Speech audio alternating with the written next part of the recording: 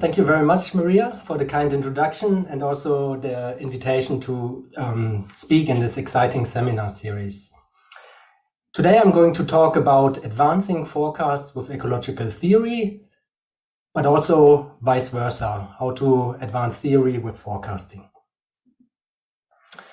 So the goal of ecological forecasting is to forecast the future state of populations, communities, ecosystems in a rapidly changing world.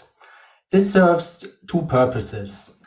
The first is that we want to provide reliable information to policy and decision makers, for example, about abundance trends for threatened species, which are needed to implement appropriate conservation measures.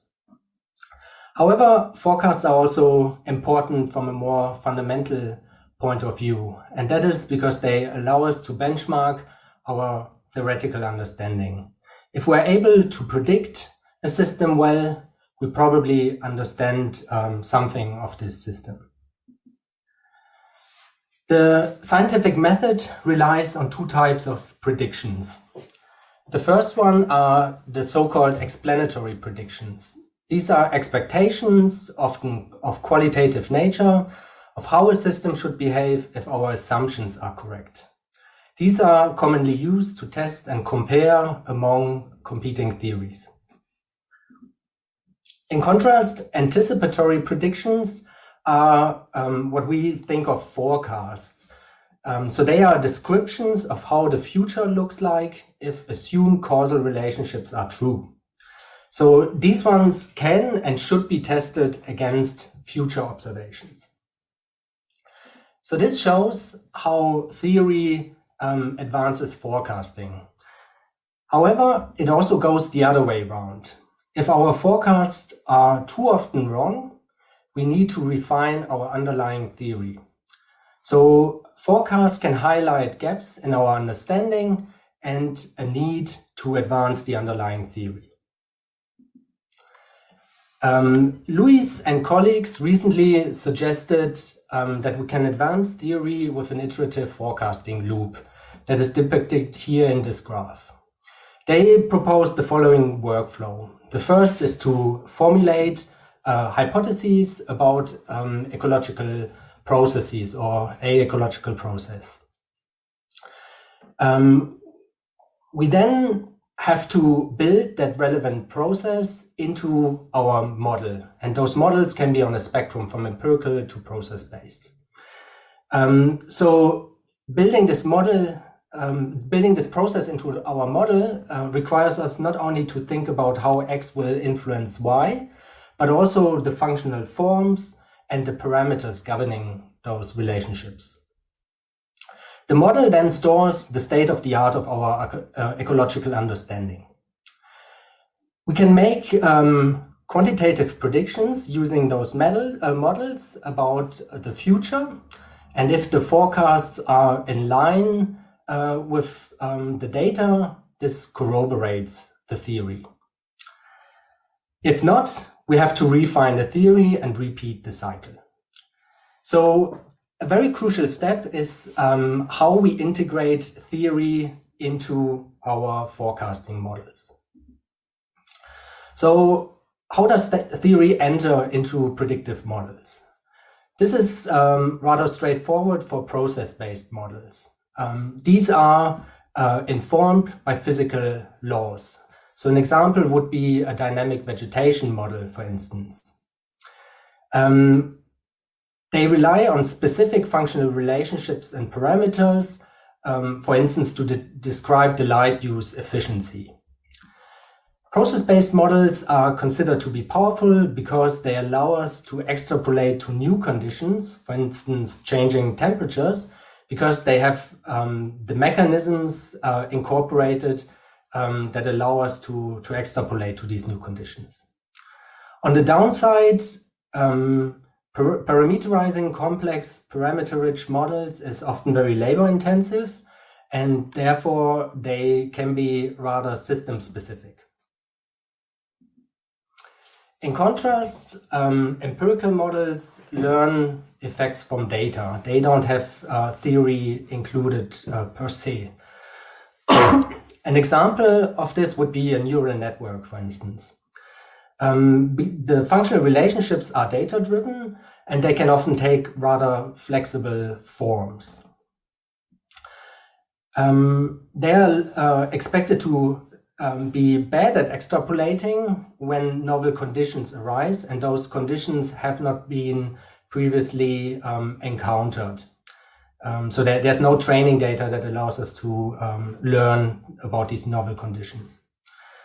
An advantage of the empirical models is that they are often less system-specific and more generic. So in my talk today, I would like to show you how to advance forecast with theory and how to advance theory with forecasting, drawing on 3 case studies. The first one is about constraining an empirical dynamic model with the metabolic theory of ecology. In the second, I will show how we use the theoretical model, but the functional relationships, so the species interactions in this model, were informed by trade data, and this allowed us to improve the forecast skill of the community dynamics. And finally, I will show how moving beyond pairwise interactions may allow us to better model community dynamics. So to understand the first part, I want to walk you through a time series modeling technique that is called empirical dynamic modeling, or EDM in short.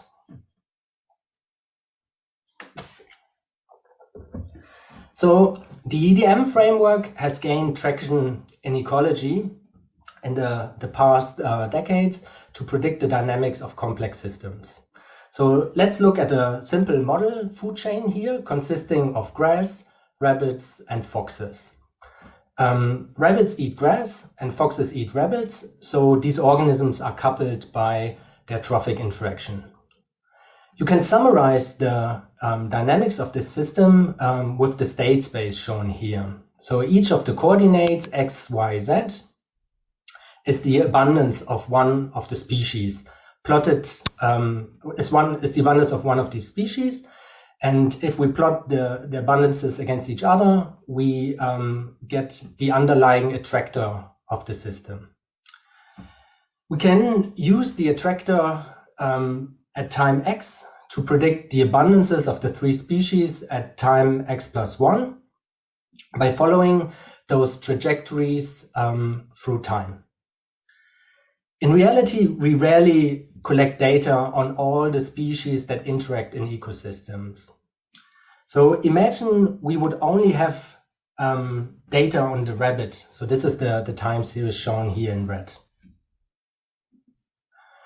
EDM allows you to get a reconstruction of the system attractor by only using time lags of the rabbit time series. So this is shown in panel B, where the time series is shifted by an amount of tau and 2 tau.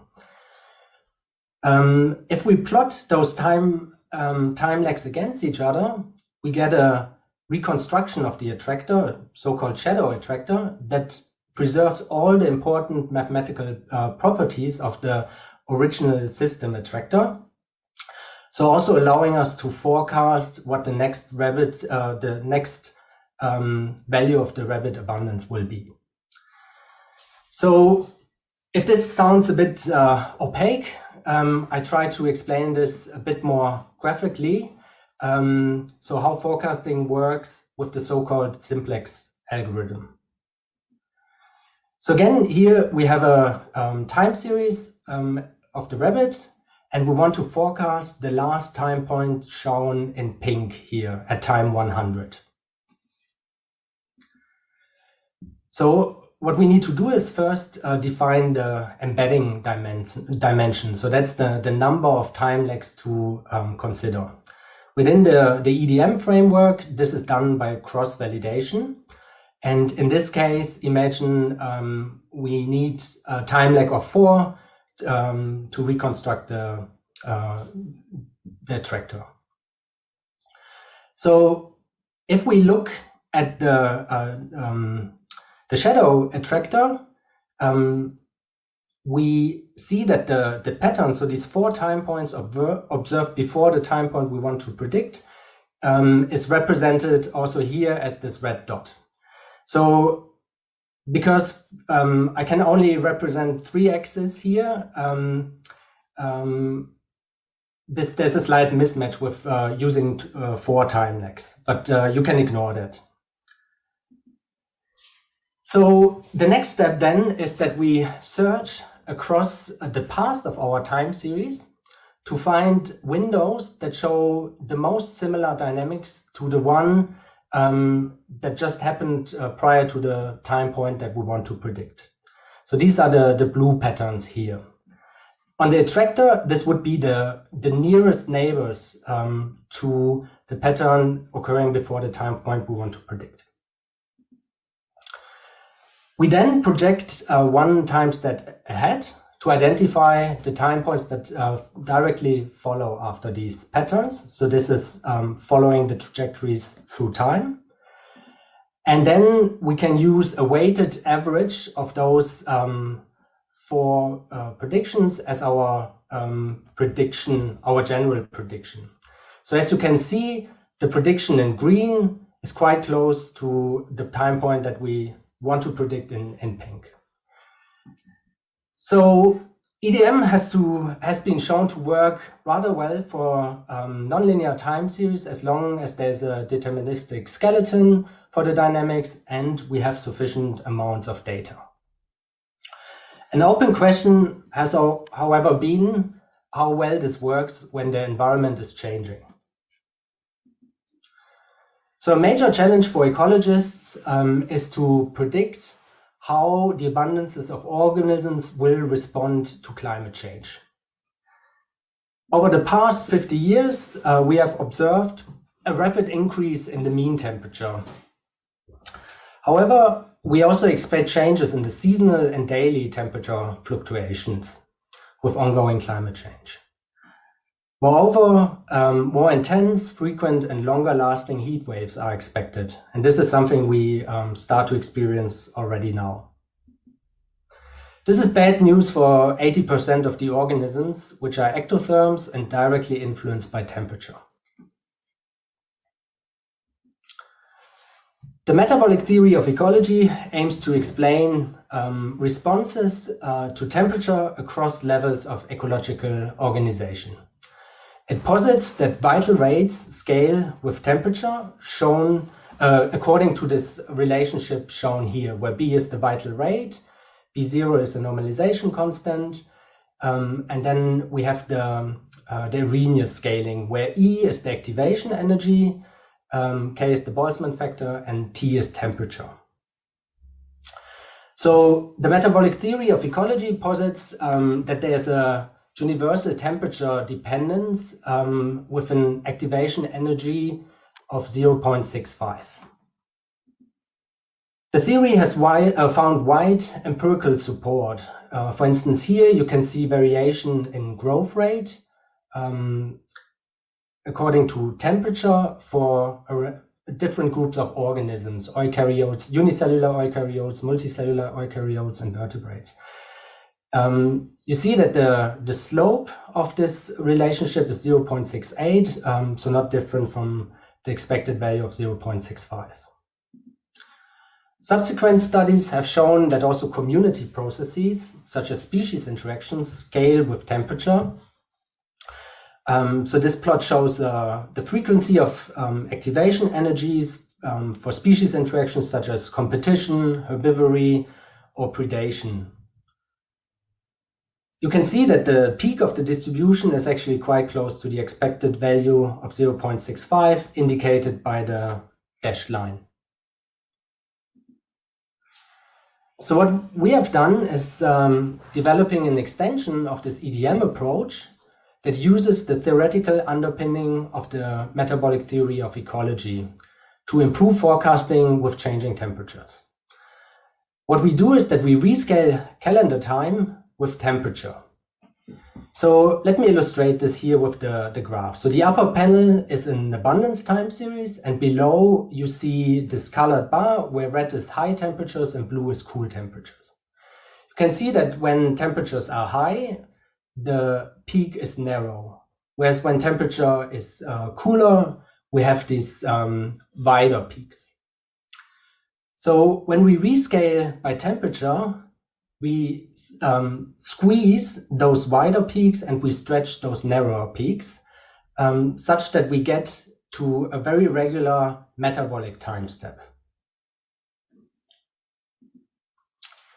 So this approach assumes that temperature is separable from the population dynamics. So only the speed of the population dynamics change with temperature and not other features, for instance, the amplitude.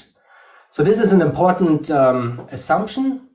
And so this is something we later on test. But we first use simulations to see whether this general idea of rescaling would work. So in this, in panel A, you see a temperature time series where we have seasonal fluctuations and a slow trend through time. So 1.5 degrees Celsius over 10 years. Below, you see the abundance time series of one of these organisms in a food chain that is driven by temperature. And you can see that towards the end of the time period, basically the population dynamics unfold faster. So we then compared the regular EDM approach, the simplex, against our new MTE EDM approach. You can see that the MTE EDM outperforms the simplex, having a vastly higher R square, regardless of the embedding dimension that we considered. So the reason is that the MTE EDM approach allows us to better define the shadow attractor. However, the simulations cannot tell us anything about the separability assumption and whether it holds in nature. So we started to collect natural time series to get a better grasp on this assumption.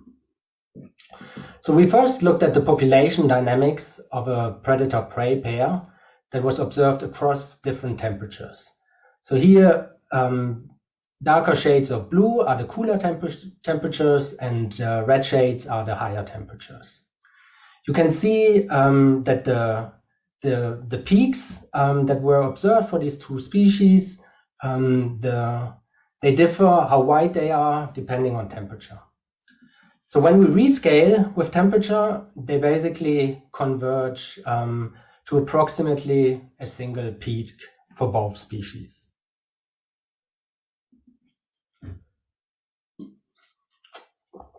Another way to look at this is by plotting the log cycle period against the inverse of the temperature. And what you can see here is the slope, which in all three cases is undistinguishable from a slope of 0.65. So the value, the activation energy assumed by the MTE. Whereas this worked for 3 systems, we also tested this for 2 more systems, but in those systems, temperature drove the dynamics across bifurcations, qualitatively changing the dynamics. So it shows that our approach may work for some, but not for all systems. But because it's difficult to test the separability assumption a priori, we next turn to 22 time series that were collected in the field to see if we take a random subset of time series, whether we get improvements in at least a few. So on this graph, I show the forecast skill compared to the regular EDM approach. So this is the solid line at 0. We tested this for a range of organisms, so 22 different time series, ranging from phyto to zooplankton, including some mollusks and also invertebrates such as moths. We also added 3 small mammal species to the mix, but not expecting any improvement for them because they are endotherms. So, on the next plot, if you see bars that are above the zero line, it means that MTE has a higher skill than simplex. If it's below, it has a lower. We first tested whether this universal temperature dependence would improve forecast skill by imposing an activation energy of 0.65. So these are the results, and you can see that there is improvements for a few time series, but actually more of the time series show a decrease, so a lower skill compared to the simplex. This also includes the endotherms, but there we expected them to have lower skill because this approach should not work a priori. In general, this indicates little evidence for a universal temperature dependence. However, we then estimated activation energies for each of those time series individually, and this largely improved forecast. So this MTE EDM approach, shown in yellow, outperformed simplex on average by 19%. While it's outperforming, you can still see that there's quite a bit of variation. So for some time series, we almost have an improvement by 30%. For others, it's much less. So what can explain this variation? To do that, we looked at some features of the time series, and one is the variability. So the standard deviation and temperature shown here on the x-axis, and how that affects the improvement compared to the simplex approach. You can see that there's a positive relationship. So the more temperature variation there is, the higher the improvements of the MTE EDM approach. We also found that there was variation in the estimated activation energies. So only for one system here, you can see that E matched the expected value of 0.65, shown by the dashed line. So this variation and the discrepancy from the value of 0.65 explains why the universal temperature dependence didn't work. So one reason for this mismatch is that we estimate an average activation energy for all the interacting species in a community. However, if the universal temperature dependence was true, we should nevertheless recover a mean activation energy close to 0.65. Finally, we ran some simulations to see what happens if we break the separability assumption. So we used different communities that consisted of 2 ectotherms, 3 ectotherms, and then a mix of 2 ectotherms and 1 endotherm, or 1 ectotherm and 2 endotherms. We used different mean activation energies, and we also had variation in the activation energies for the different community members. What you can see here is that except for the case where the community is dominated by endotherms, we always recover the activation energy of the system by estimating it properly back. So this shows that the approach should even work if we slightly violate the separability assumption. So to conclude this first part, I've shown you that theoretical constraints can actually increase the forecast skill of a data-driven model. And this provides partial support for the metabolic theory. So we found that the shape of the temperature dependence was supported. However, there was no universal temperature dependence, so no single best activation energy. So in the second part of my talk, I will now switch from population to community dynamics. So community dynamics are the holy grail for ecological forecasting due to the inherent complexity. One of the challenges for predicting community dynamics are the interactions among species. So species interactions are notoriously difficult to quantify, even under controlled conditions. So shown here by this competition experiment by Gause. And that is because they may be contingent on environmental conditions, but also the community in which they are embedded. So for these reasons, we have to get a better grasp on species interactions when we want to forecast community dynamics. In this study led by Jason Griffiths, our goal was to forecast the dynamics of an integraled food web module. The food web consisted of a basal resource, the bacterium Serratia, which was consumed by an intermediate prey species, here the pink protist, called Colpidium.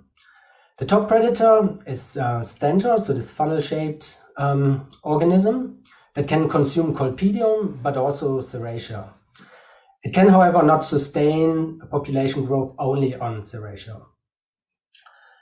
We observed the community dynamics over 80 days, and you can see that there were substantial fluctuations in the resource, but also in the top predator and the intermediate prey, even showing such oscillations that could be signals of predator-prey dynamics.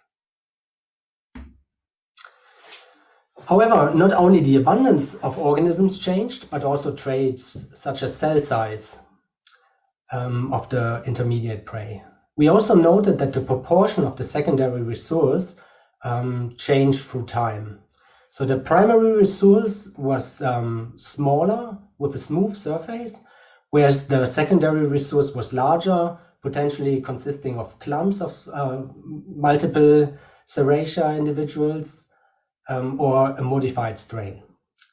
Since both prey size and the composition can affect the foraging of the prey, we decided to build a suite of models to predict the dynamics. We developed a baseline model that only used the abundances of the other species, and we developed various trait-dependent models that we then compared. So we developed this discrete integraled predation model that predicts the rate of change of the different organisms in the food web, taking into account trait change.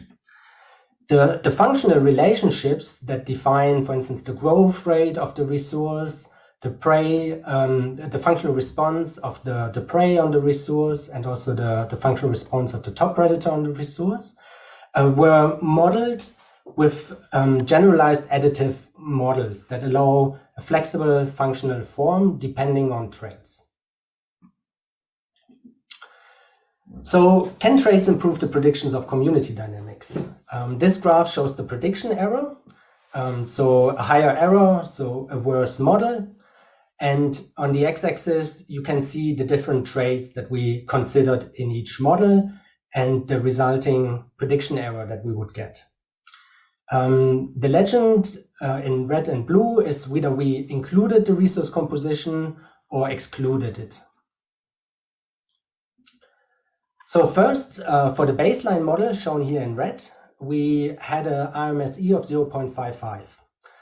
The inclusion of the resource composition only had a negligible effect on the prediction error.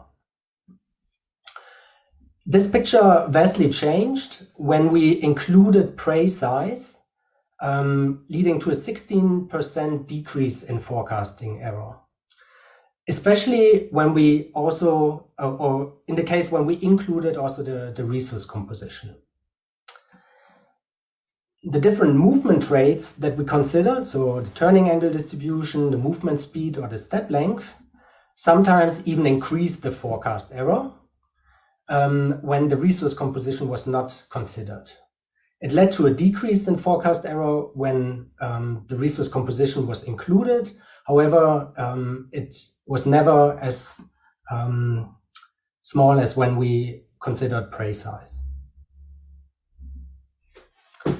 So let's have a look at the model and how it predicts the dynamics. So here you can see on the left-hand plot the dynamics of the resource in this case. In blue, again, the trade abundance model, and in red, the abundance only model. You can see that both models capture, in general, the trend that is occurring.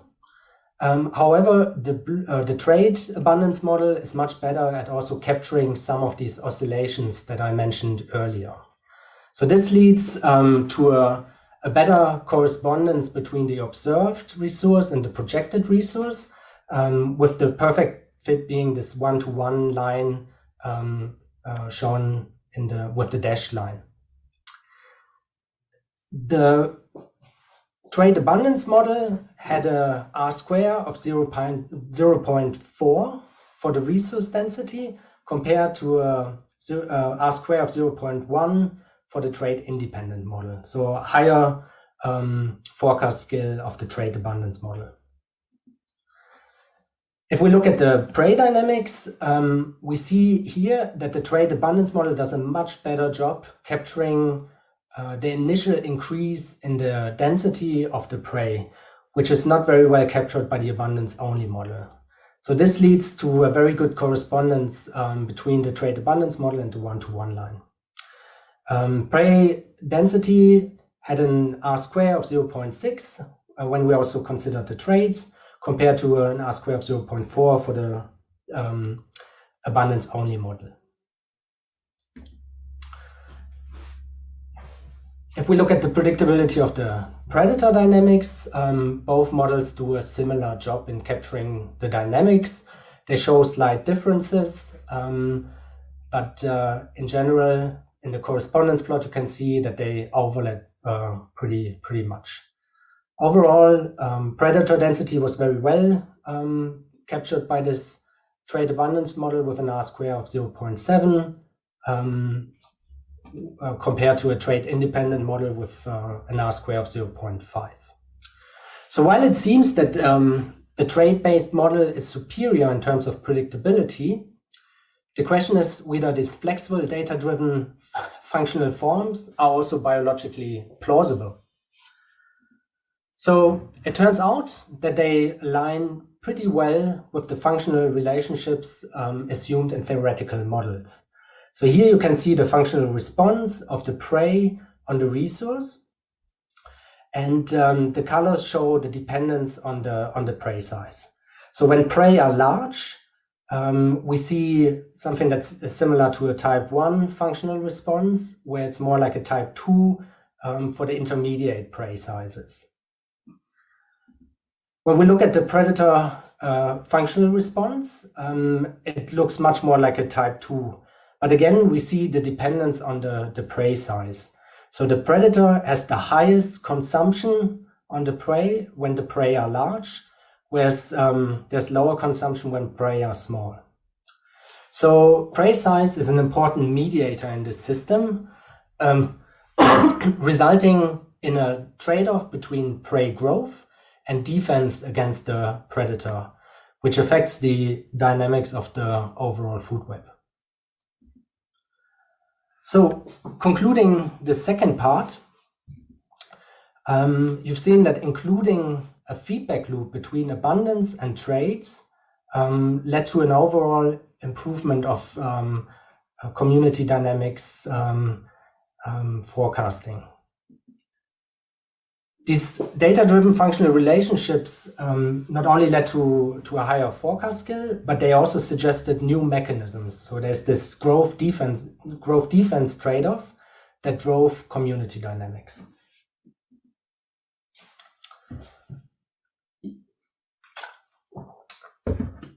In the final part, I want to talk about moving beyond pairwise interactions. So, as you all know, ecological theory is built on the idea that interactions are fundamentally pairwise. That is, the interaction between a focal pair is not changed by the presence of a third species. However, there's accumulating empirical evidence that additional species sometimes change the interaction between a focal pair, and this in turn may change the dynamics of the food web. So the change in interaction strength may affect also the predictability of community dynamics if we rely on a pairwise model. So this project was led by my postdoc Kimberly Lemon, who investigated the effect of higher order interactions on the dynamics of a small community of protists that is depicted here. So we looked at a focal predator-prey pair and the presence of a third species. The predator is Bathydium, the third species is Paramecium, and the two prey species are Colpidium and Dexiostoma. We used two different prey species to see whether the results that we find are generalizable. So to understand the effect of the third species on the predator-prey pair, we relied on the functional response, the per capita consumption of prey by a predator. This allows us to study whether the parameters of the functional response change with the density of the third species. So experimentally, what we did is that we manipulated the prey density just in any functional response experiment, but at the same time, we also varied the density of the third species, factorially manipulating the density of the two species at the same time. So here are the results of what we found. First, for Colpidium. So those plots, or the plots shown here, are the different functional responses, with each panel showing a different density for the third species. So going from 0 individuals per milliliter up to 500 individuals per milliliter. On the x-axis, you see the density of the focal prey, and the y-axis is the consumption by the predator. The dashed line, or the dotted line, is basically the functional response that we observed when there was no third species present. So you can see that when we increase the density of the third species, so going from left to right, we see a decrease in consumption, leading to almost no consumption when we have a very high density of 500 individuals of the third species. However, the effect becomes visible already earlier, so around 90 individuals per milliliter. For the second species, the effect was more subtle, but also we observed this decrease in consumption at the highest density of the third species. So how does this change in the functional response affect the predictability of community dynamics? To understand this, we use the fitted functional responses as part of a predator-prey model, where the other parameters were estimated from additional experiments. Using the predator-prey model, we were able to simulate the system dynamics and see the effects on predictability. So this is the results for the first species again. So on the y-axis, you have the population density, and on the x-axis, you have the time in days. So we have two models here. We have the pairwise model shown by the solid line, and we have this higher order interaction model shown by the dashed line for each of the three species involved. Let's look at the predator in this orange color. It's not very obvious, but you can see that the predator goes extinct slightly earlier according to the HOI model, in contrast to the pairwise model. When we look at the prey in this pink color, you see the opposite. So basically the pairwise model is predicting an earlier extinction of the prey, whereas the HOI model is predicting longer persistence. For the third species, there was no qualitative difference. So this shows that the predictions, or that the persistence is different depending on the model that we use. For the second prey species, we didn't see any change in the persistence, but the different species fluctuated and the cyclical dynamics shifted, leading to a mismatch in the cycles when we compare the pairwise model and the HOI model. So for all the three species, you can see that the dashed line is shifted from the solid line. So in the second case, we actually have a change in the predictability. Now, we only compare model predictions here. However, using model selection, we found that the HOI model was best supported by the data. To really test the predictions of these different models, however, we started to collect new data. So Kim has developed a continuous culture system, which is basically downsized chemostats that allow us to collect community time series now of these different food web modules that include the third species. And we can use those time series to compare them to the predictions of our two models. To conclude this third part, you have seen that higher order interactions can affect the interaction between a focal predator-prey pair, and that this has consequences. So our simulations suggest that there can be changes in the stability and also predictability when a third species is present.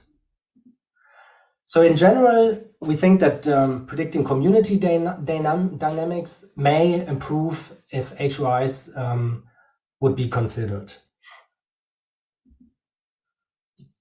So wrapping up my talk, at this point, I hope I convinced you that forecasting actually benefits from theory.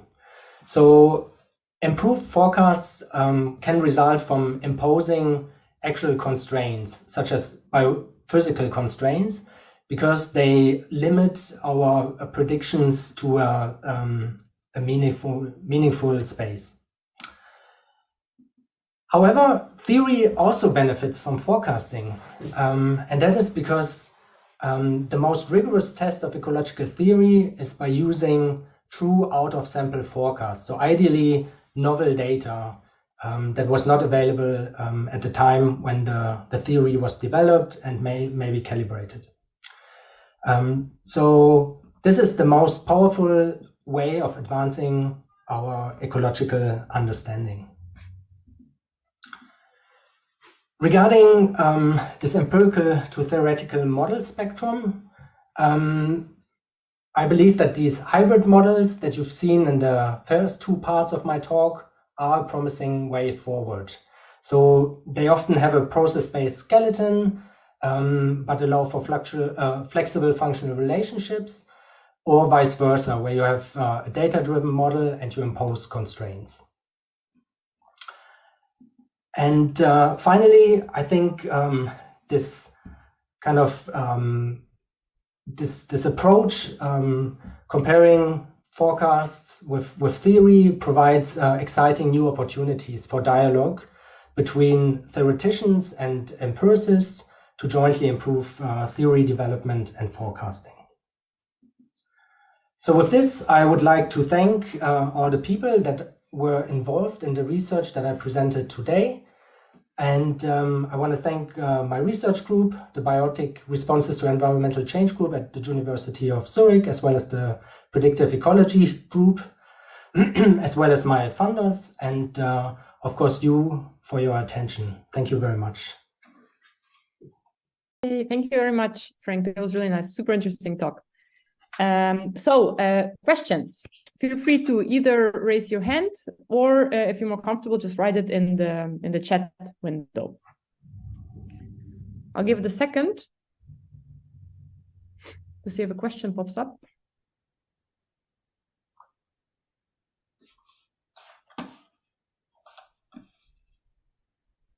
Otherwise, I'll go ahead and I'll start. I have some questions. So my first one, maybe general, I was just thinking about as you were going over your summary. You presented this very nice and important theoretical foundation in in thermal energy and thermal responses in the ectotherms. So what would you think would be the equivalent theoretical framework one would be able to use for endotherms? Is there like a really good theoretical underpinning that we may be able to use for, wolves or God knows what?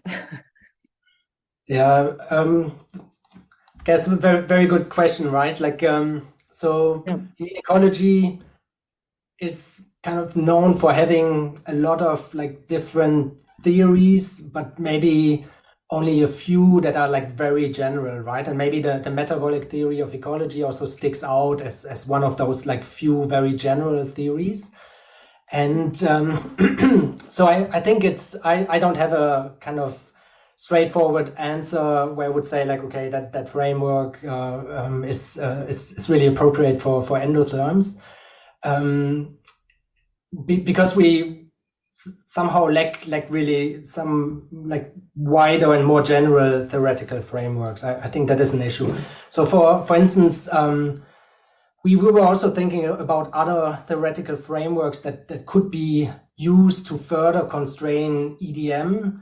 And the best that we could come up with is like stoichiometry, because it's also like it's known that, for instance, phosphorus availability has a strong response on growth rates, and it's known that phosphorus availability can explain some residual variation that is left after using the metabolic theory on certain patterns like growth rate, for instance.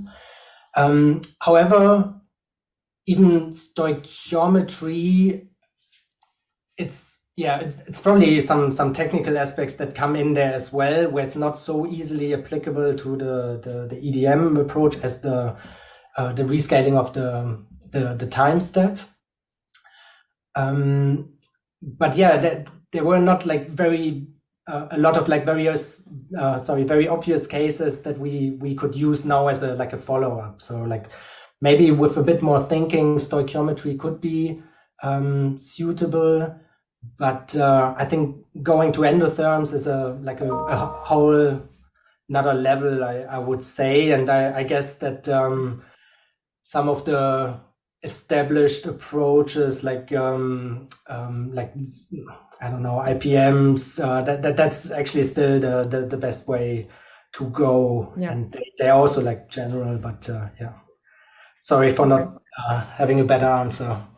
No, it's fine. No, I mean, it's just, it's I mean, one thing that I've seen perhaps like more widely used is the dynamic energy budget models also. But these are also mainly used for fishes and stuff. So it's a bit difficult to get. And also because there's often we don't have much good information about these types of the rates that we need to use for many species. But yeah, I don't know. Helena has a question. Go ahead. Hello. Hi. Thanks for the talk. I make sure I'm not frozen. I wanted to ask about, in the first project, you presented a diversity of time series across a few different organism groups. I think if I look quickly, they were planktonic, if I'm not mistaken. So the question I was going to ask is, are there a lot of empirically or time series collected from natural surveys that have the kind of data requirements you would need to apply the EDM method? And I'm also thinking about, again, you showed this kind of repetition of 3 or 4 points that were needed frequently enough to be able to make the inference for the final point. So I also wanted to ask about, again, for like field surveys, if there's a mismatch between the time scale of your survey and the mechanistic process that's driving those repetitions. Is there a way to like estimate or take that into account, the fact that there might be a mismatch between those two? So I think it's you touch on a couple of very important points here. So the EDM approach relies on kind of the more data you have, and if it's high quality, like the better. So some people argue that you can use it with like at least 30 time points, but we use much more data now for this particular approach. So more data is better, and I mean, we have 22 time series, which is also not like a massive number, right? So it also already shows that finding abundance time series with an appropriately matched temperature time series was not super easy. And so we relied on a couple of surveys. So there's this Greifensee data set published by Francesco Pomati, which has very high resolution. So that was one that was quite suitable for this approach. But for others, it was more difficult. And so sometimes we had to find temperature data sets that would match with the kind of location where the abundance was collected. And obviously there you can have certain like mismatches because the scales are not appropriate, or like the distance is too large between the place where the temperature was measured. And so yeah, we basically recommend that you collect data both with high enough resolution for the abundance, but also a matched kind of temperature. So we think the approach works best when you have both of that. So high resolution, enough data, and also for like short-lived organisms. So like you have problems if and if you have temperature variation across years, it might still work as well. But there's certain kind of limitations. So including those three that I just mentioned. Yeah. So this is something to consider. But maybe I should say, so the way the code is set up, it basically fits the EDM without temperature dependence as part. So basically it sets the activation energy to 0. So you cannot do worse than a simplex in a way. So it's not that you use this new approach and you wouldn't realize that you are kind of predicting much worse than using the regular EDM approach, because it's kind of built in.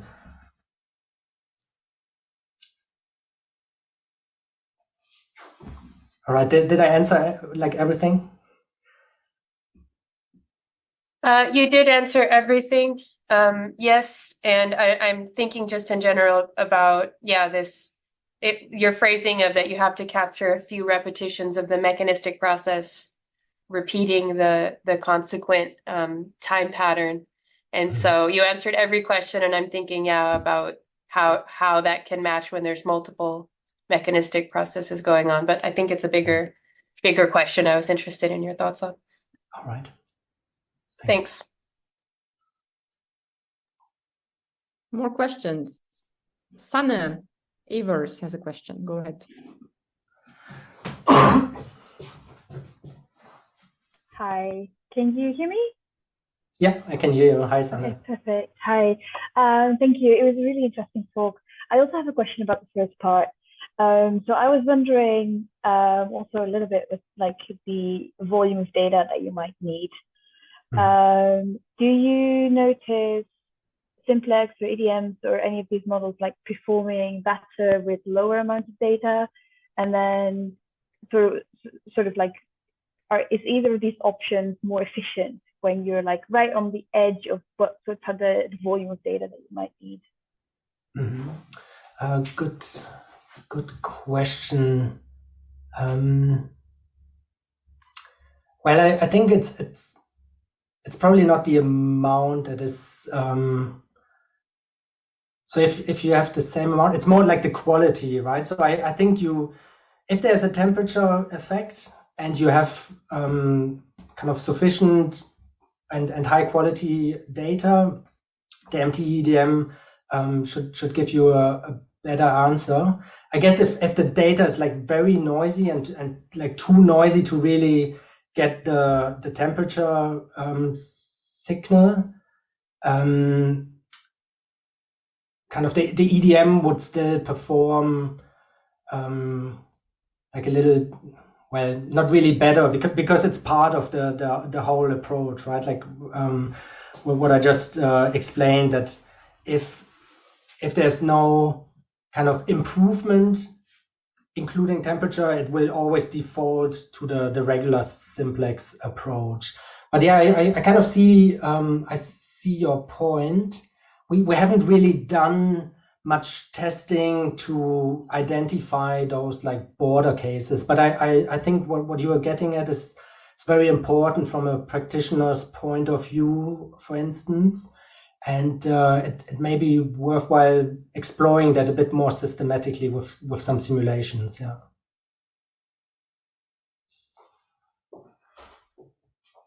Thank you. Okay. Thank you, Sanne. Are there any other questions? We still have time for one question, at least.